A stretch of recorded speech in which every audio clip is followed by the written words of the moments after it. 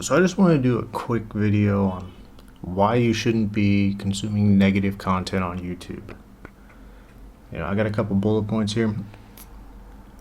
First, when you are eventually going to internalize everything that you consume, and if you think this way, why do you want to consume negative content if it's just going to make you into a negative individual? So I guess what I'm saying is it's going to affect the way you see the world, and you probably don't want that. I mean, maybe you do want to drown in self-pity, but is that something you really want long term? So you should avoid it for that reason.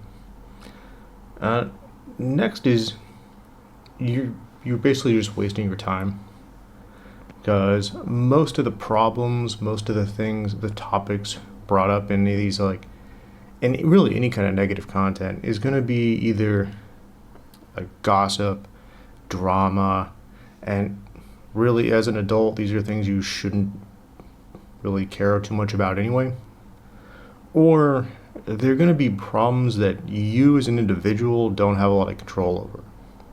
These are going to be societal level problems that have societal level solutions, and there's not much you as an individual can do to change anything here.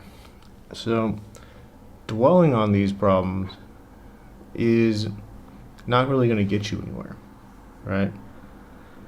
And when you start doing this, when you start looking at a lot of negative content, the fact that it is content, or that you might describe it as content, means you're probably getting it from some kind of social media site or YouTube or any place that has a sort of algorithmic feed.